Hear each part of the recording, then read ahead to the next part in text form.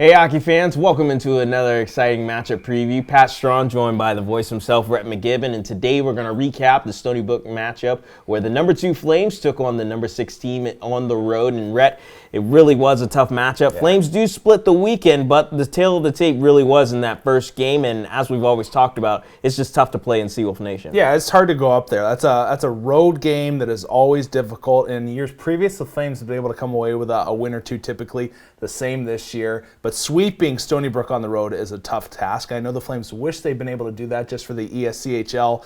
It would have really kind of put them in the prime spot to wrap that up quickly, but hey, that's life. You move on. And I feel bad, though, for Hunter Verostek. That was a tough first start for him, especially when you take 10 minors and you have so many power plays against, and the Flames ended up giving up 3 power play goals against that game. So the PK is still an area that I'm sure Coach Kirk Handy and the rest of the staff want to improve heading towards Dallas. Yeah, one thing you do have to credit for Hunter, he was able to make 40 saves in that game. So obviously, he, even though Rust is there, still played pretty solid, obviously, outside of the specialty teams. But as you said, that will get righted. But righting the ship did happen in Game 2. Flames for the second time this year, when they did beat the Seawolves, beat them by 5+ goals. Yeah, that's impressive. And yeah, the guys came out to play that game.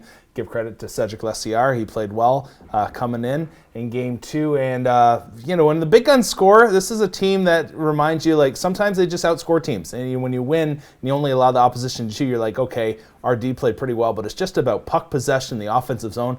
You're not giving teams like football the run game, right? You want to keep the ball out of their hands. The same thing Liberty Hockey does. They get the puck in the offensive zone. They possess it for so long, a large amount of time out of the 60 minutes, and teams just don't get that much of an opportunity to really get their offense flowing against LU. Yeah, when the Flames are able to, as you said, maintain puck possession, it really is a thing of beauty because Pepper, their goaltender, with 50+ shots. So obviously they were getting things right, and obviously pucks are going to go in back of the net. But yeah, obviously looking forward down the road because we're about to head into some more ESCHL play, and then also number 1, Adrian will come to town here mid-February. But let's talk about the specialty teams because we've said, and I know you've talked to Kirk Handy in particular prior to the Delaware series, how he's trying to get that back to where it normally is for the Flames because the power play normally is almost at 30% success rate, and then the PK is over 90, but right now it's not. Yeah, I think if Kirk could get it in that upper 80 range heading into Nationals, he'd be really happy. If it was at 90 clicking at that rate, he'd be thrilled. Yeah. But that's not the case right now. And it all starts with Andy Clark and Victor Blomberg. Those are the 2 guys that they want to kind of take the brunt of the PK work, and I think they'll do well. And I think as time goes on, their chemistry will grow. But I think it's the second pairing guys that are going to need to step up and support them. Because I think you and I both know Andy and Victor, tremendous defensive forwards, and Andy's showing off some offensive prowess here as of late as well. But these are 2 guys I believe that can get the job done. But you really need 2.